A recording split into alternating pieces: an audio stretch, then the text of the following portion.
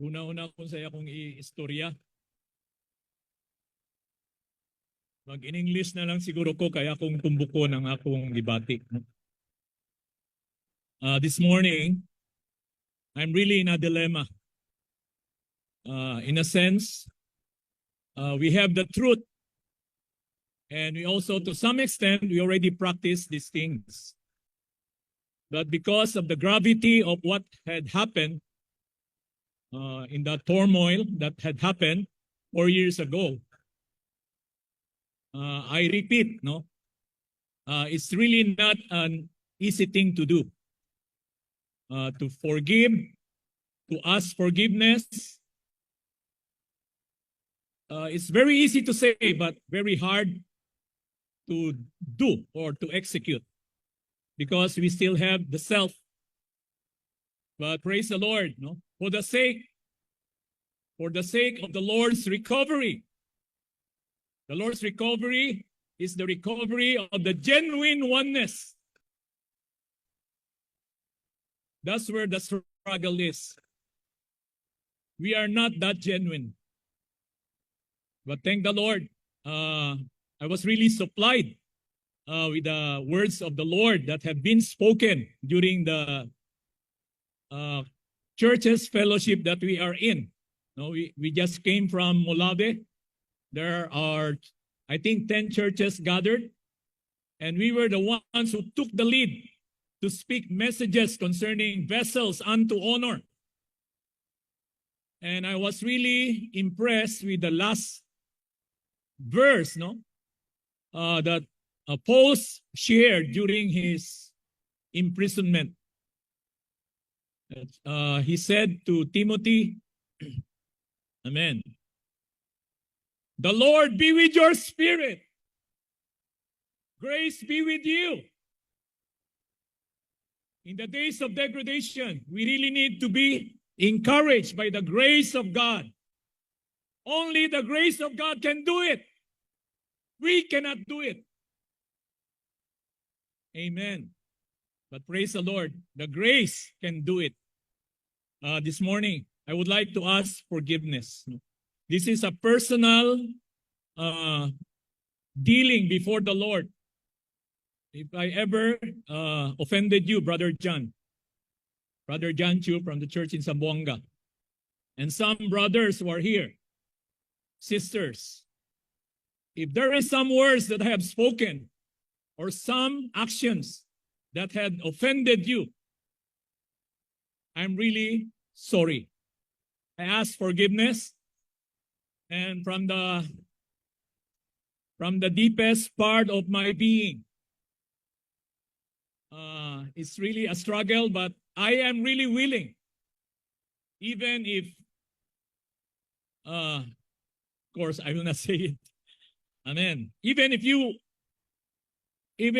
feel that it is not the right time for you to give your forgiveness to me, I'm already released. I'm very happy. I have already forgiven you for all the words that have been spoken, all the things that had been decided concerning myself and my family. I just feel free. Where the Spirit of the Lord is, there is freedom. So I feel free. Even if in my thoughts, there is a struggle. Reconciliation should take two parties. But this is the first party. I'm already giving up all my rights. Even if you will not ask forgiveness, I'll still forgive you, Brother John. Amen.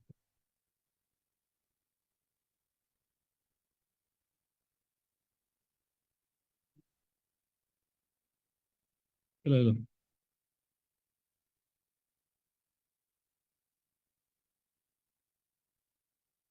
Kagabi dito mi sa Taguluan, nagawit mi sa hymn 724, I think. Ako ni basahon may igsoon, gingon din bilanggo ning hawla di makagula. Kasing-kasing ko gawas man bisag pako hiniktan, hawla di makabilanggo sa kagawasan sa kalangko.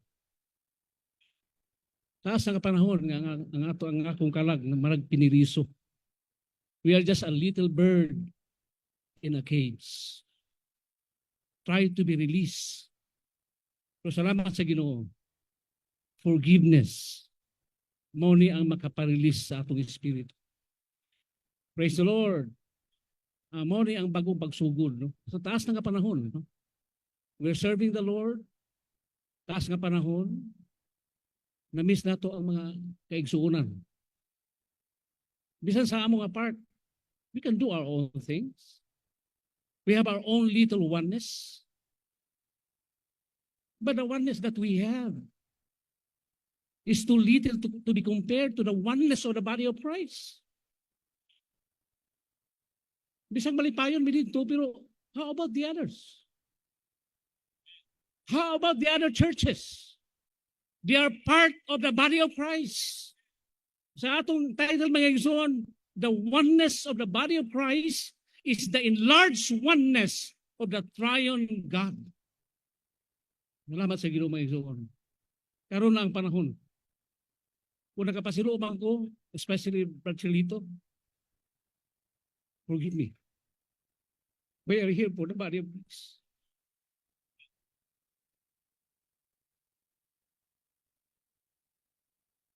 Natandog ko sa gisulti sa itong igsoon na ang lawas sa Ginoo, labi na ang pagtukod sa lawas, maanalang na siya sa ginsakpang dapit sa gugma. No? The body builds up itself in the sphere and realm of love. Meaning, maskin pa ang oneness sa lawas, kung wala ni siya sa sphere sa gugma, no, sa ginsakpang dapit sa gugma, walay realidad sa pagkausa. Wala po yung realidad ng pulong building up. So, salamat sa Ginoo, no? Naagyoy insaktong ginsakpang dapit. There is the precise realm nga naay building up. Mo ning gingon sa tong igsoon, sa gibasa niya sa footnote, mao ni ang ginsakpang dapit sa gugma. Natandog ko sa gingon dito nga ang pag-exercise sa gugma, no, is a matter of forgiveness. Meaning, mo ni ang primary exercise. No? Sige tag itong nagigugma ta sa lawas, ay gugma ta sa mga churches, pero walay pagpangayog pasaylo. Murag dili tinuod, no? Because forgiving or apologizing is the exercise of the matter of love. Kung wala ni mga butanga, walay ga-exercise of gugma. Walay tinuod na pagtukod, wala po'y tinuod nga pagkausa. So mga igsoon, no? Labi na sa mga previous church life sa church in Zamboanga, Brother John, sa mga elders nito, sa pipila ka tuig na pagpadayon diya sa coordination na agay pagpasilo sa mga igsoon. There is the offenses, no? So, kinahanglan yun, mangayo yung pasaylo. So, I'm sorry, no, sa tanang na sa church life sa Zamboanga, labi na mga leading brothers dito, I think it's time to ask forgiveness, no? Kaya mo niya itong pag-exercise sa spears sa gugma. Maigsoon, kanina itabo sa tuwa, gipahiluna ni tanan sa Ginoo, no? Para musulod na tanan sa Diyos nung realidad, sa tanan natong nabasa, sa tanan natong gipangsulti, sa tanan natong gipropesiya. Abaw ni ang kaayuhan sa mga turmoil. No? Medyo negative siya. Mingon ang usa ka igsoon ng turmoil, Brad, para na sa pagputli. It's for cleansing. It's for purging. Mabilin na ang angay mabilin. Pero para sa kuha, ang kanipong mga turmoil, mao po na mudala nato sa Diyos nung realidad. Sa payuli sa Ginoo nga matukod lagyod ang lawas diha sa ginsakpang dapit sa gugma. O kini ginabansay nato sa pagpangayog pasaylo. Pasaylo ako ninyo mga igsoon, no? Sa tanang mga nasa church line. Amen.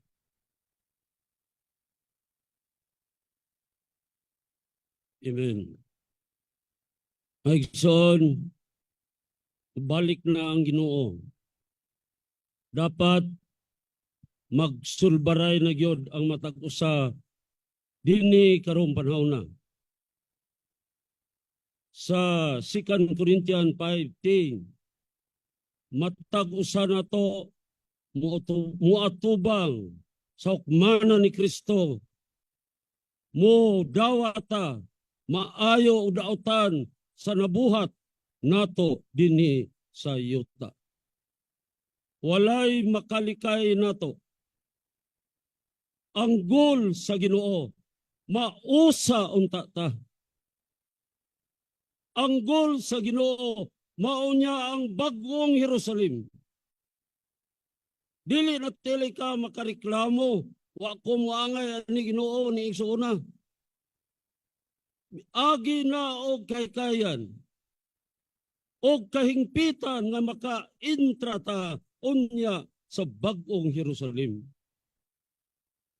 Mao ni ang katapusan na maabot nato ni nga kahimtang maigsuon.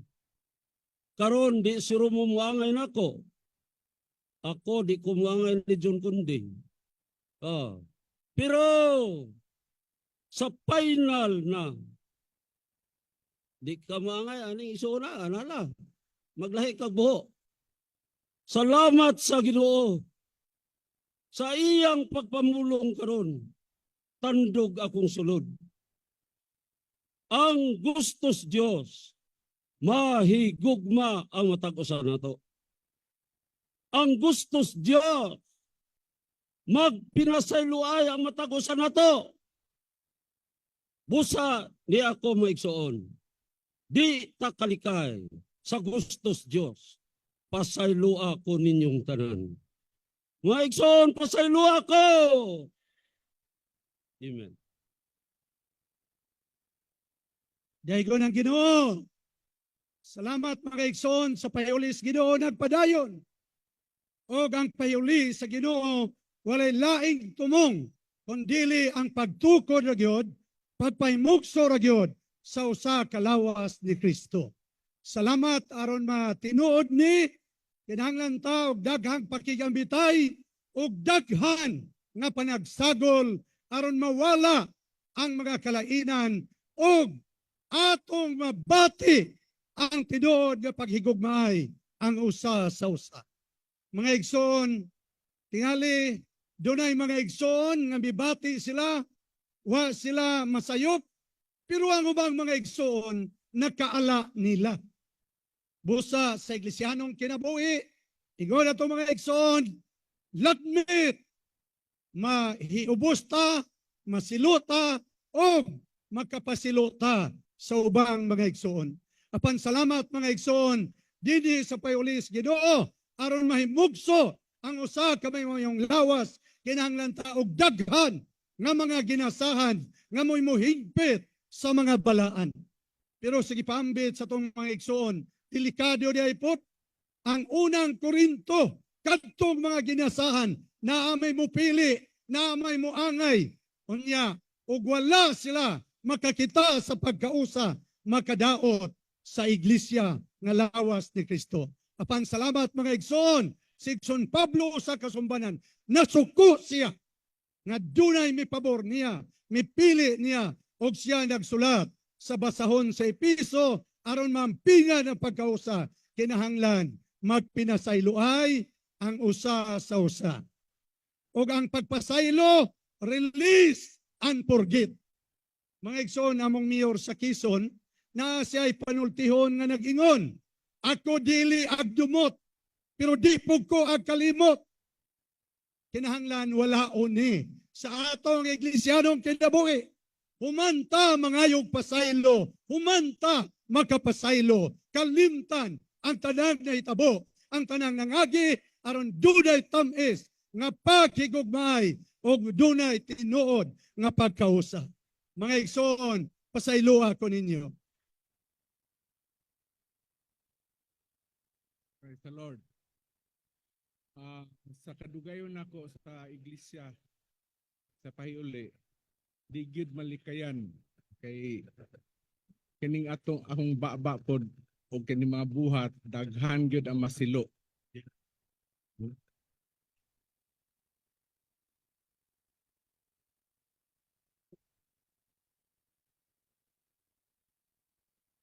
Sa kadugayon nako dinhi sa iglesia sa Payuli, sigurado gyud ko daghan nasilo sa ako. Kay sa akong pagpamulong, pagbuhat, daghan gyud ang makisilo. So, mangayo gyud kog pasaylo kaninyong tanan. Bisag uban ato mga wala dinhi. Wala karon dinhi sa atong palibot. Mangayo po kog pasaylo. Kay dili ko gusto nga sa panahon sa paghukom ay pa ko paninglan sa Ginoo. So, pasaylo ako ninyo mga igsoon.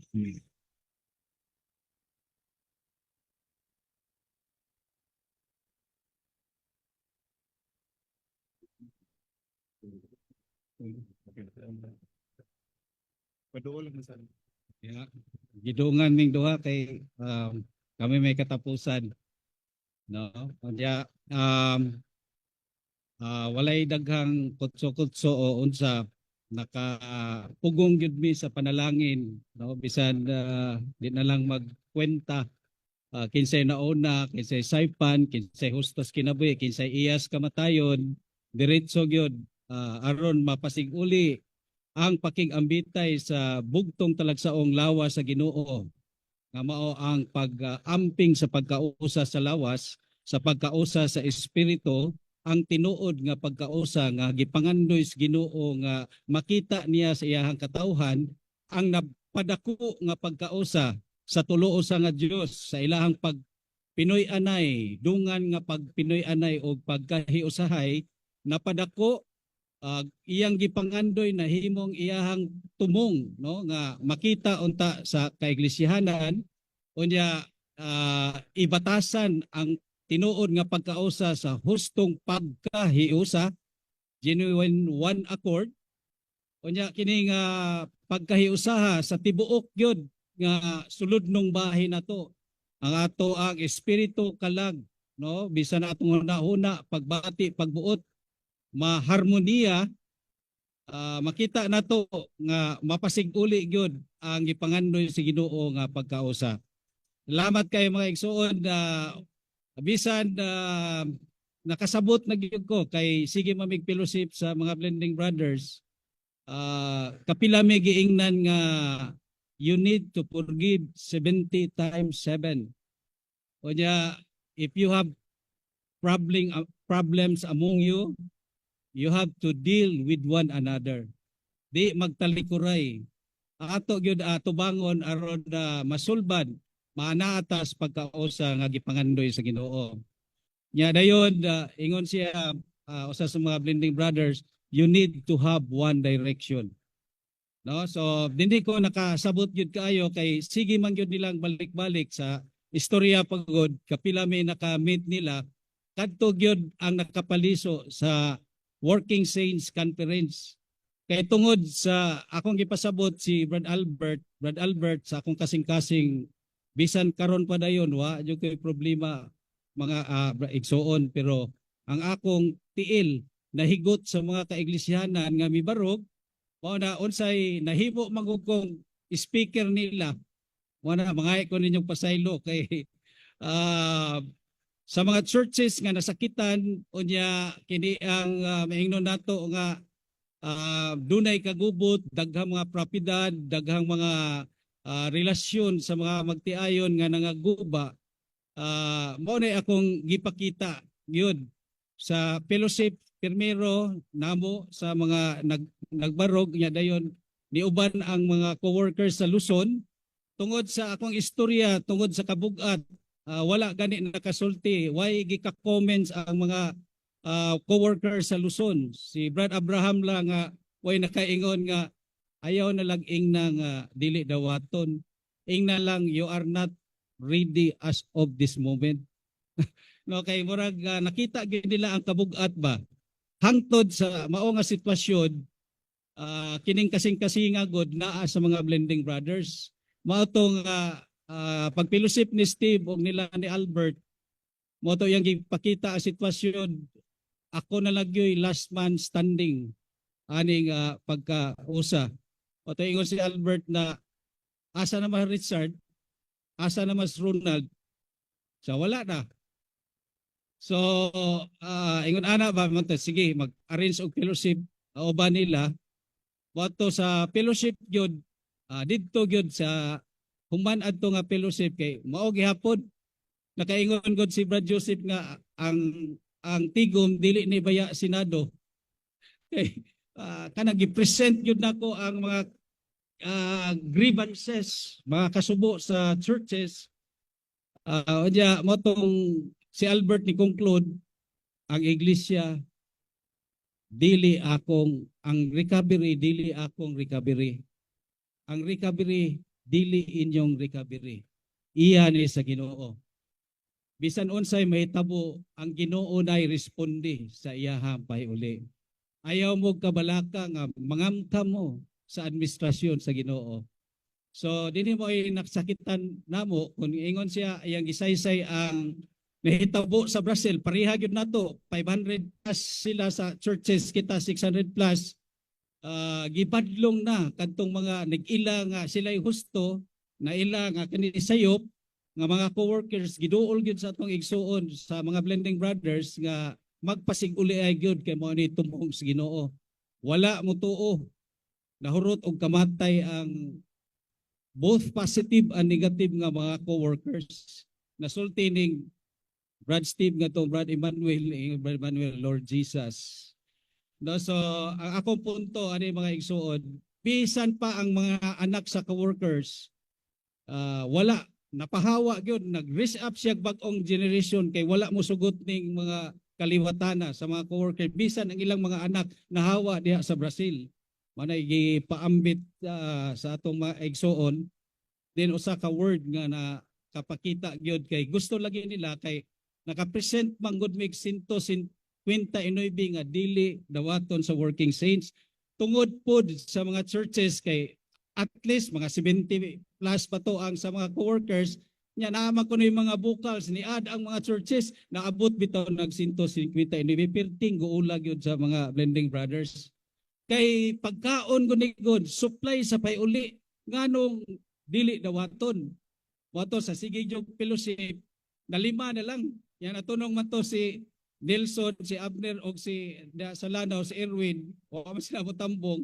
si Dodong Duhay Lungsod na lang o si Emmanuel Mato, sige, duha na lang di dawaton. So, nagsabot-sabot. Sige, masakog tawag nila. Bahaya na, maanha mi, pero ato na lang mi, magsuroy-suroy mi.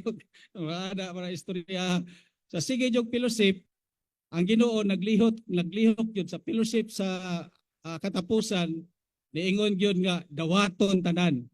So, dito yun, nagsugod mo to nangayo kong pasaylo sa duha ka habig. No, kung doon ako'y nasulting mga maot sa habig dinhi nangayo po ko sa habig sa laing sa habig kay among gidawat tanan mo na akong gipangayuan og pasaylo didto sa Cebu. So karon ang Ginoo madaogon gyud. Ang panagkasakot mao gyoy paagi nga matukod ang iyang lawas, maandam ang iyang pangasaunon og ma-establisher ang iyang gingharian, pinaagi ra gyud sa ato ang panagkasakot mga igsuon. So mangayo kog pasaylo ninyo tanan. Daghan kayong naipit sa crossfire sa masig ka magbubuhat, apil jud ko ana mga igsuon, mangayo kog pasaylo ninyo tanan.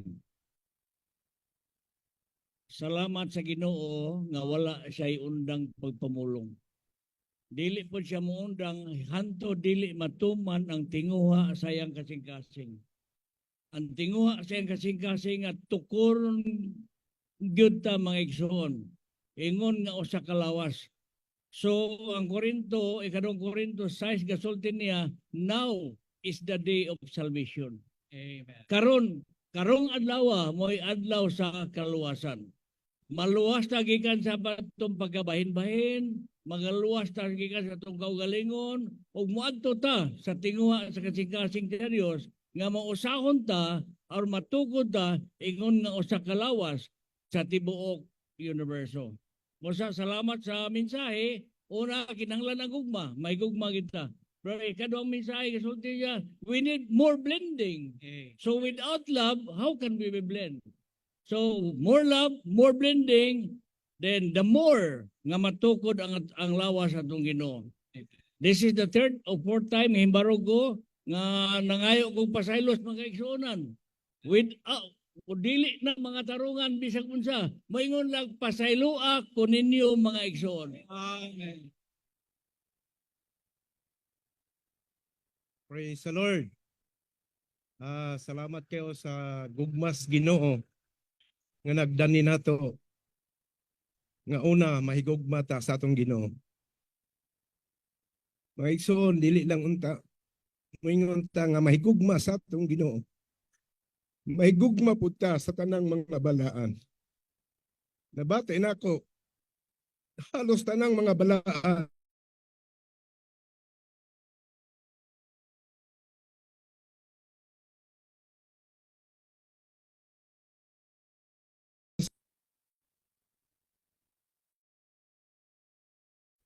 nga kinahanglan tong unang ang gugma ngadto sa Ginoo.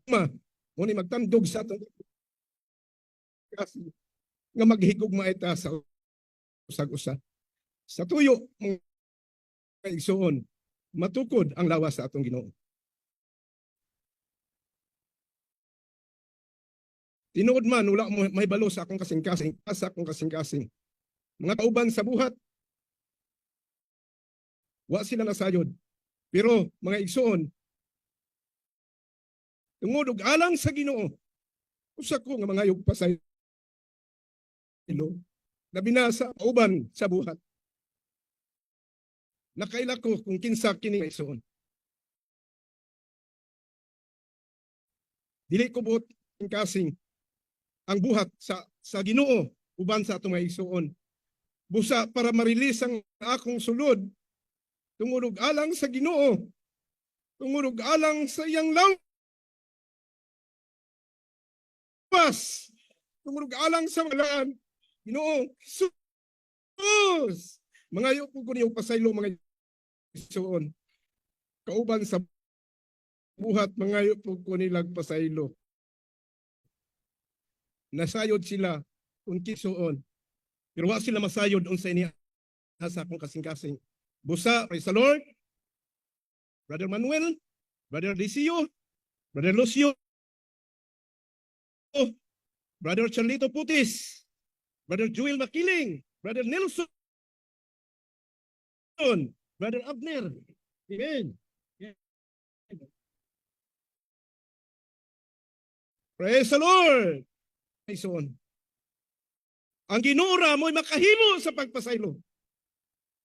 Og nagtuota nga doon na yung resulta sa atong pagpastag-usap. Og ako lang pong gihan ninyo mga isuon nga dili lang unta kutob anira. Kung mahimo moabot unta sa usa ka pagbati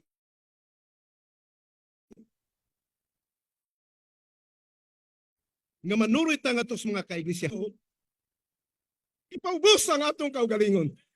Wala tayo mahimo sa atong kaugalingon.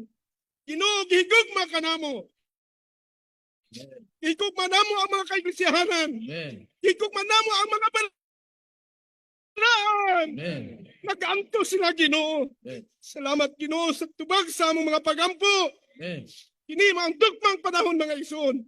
Magkayusat nagbalik alang sa payuli sa Ginoo. Alang sa pangimatod sa Ginoo. Amen. Daigon ang Ginoo mga igsoon.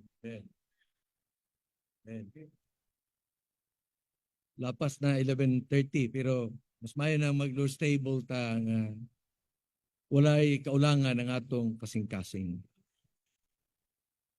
Yun din sa Ephesians 4:31.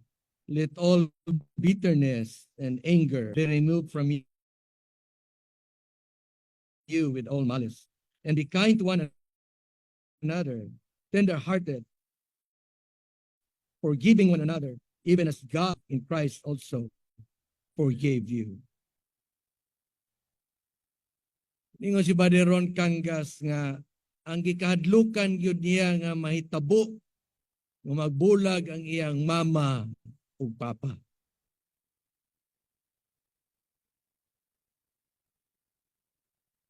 (1986) I was saved. 1990 I was brought into the church life through Brother Samuel Lee sa Iligan. From that time on, I consecrated my entire being to the Lord and to His recovery. 1994, I went to the full-time training.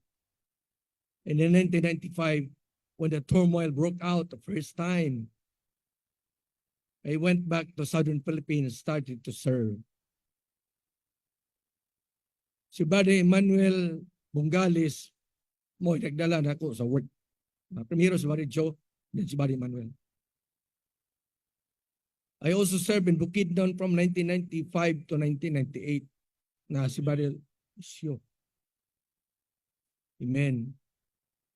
Kining sila tanan. Mura ning akong mga ginikanan. Subok kayo nga sila nang giaway. Kami nga nagsunod nila. Naglibo mi sa mi padulong. Pero wa may mahimo may suon. Mubarog mi sa matuoran. Isod kayo walang nako. Munang sa sinugdan nga nagubot na sila. Wala naman ko sa usamis ni Bali na ko dire. Ako na silang ipangadto. Pasiguli unta mo. Tanawa kami. Kaya nagsunod ninyo. Isod kayo bing mapadayon. Salamat ko sa Ginoo may soon. Bisan tuod na saipan mi. At tok nilang madenosyo. Giyangyo na ko sila nga mag-uli unta. Silang Brad Manuel dito sa Cebu. Kung giingnan mag-uli unta. Mga isoon bisan tuod nga. Murag nadaot. I don't care kung sa ilang isulti batok na ko. Pero buot ng ko nga may uli unta. So, malipay ko nining panahon, mga igsoon after dagang katuigan, nagtuo ko, murag di na mauli, pero salamat sa Ginoo. Amen. Natunta nga di lang personal, no? Wala may personal na to nga bikil sa matag usa. Amen. Kitang tanan naglakaw man diya sa kinabuhi, lakaw man diya sa kamaturan. So makaingon ko sa iluan lang ko kung sa akong nasulti. Sa ilo apog ko sa mga butang nga akong nahimo. Although murag nasaypan ko ninyo pero pareho ra tagtinguha tanan. Buotang mapasiguli, buotang may usa, may igsoon, mo daganta sa dalan sa kinabuhi paingon sa gingarian. Inatunta kamong tanan mga balaan pod nga itong mga kaiglesia nga among natuan apa silang brother no? Taga Butuan ba? Amen. Sa ilo ako ninyo mga igsoon. Brother Erwin wala. Brother Erwin gi single out siya ni Brother Ron. Atuan daw, sultian daw siya nga ang Ginoo mo pasaylo niya. Tinguha sa Ginoo nga mabalik siya sa pahiuli sa Ginoo. Sa dalan sa kinabuhi aron dili ta tinuod nga pagkausa. Daghang salamat sa Ginoo maigsoon.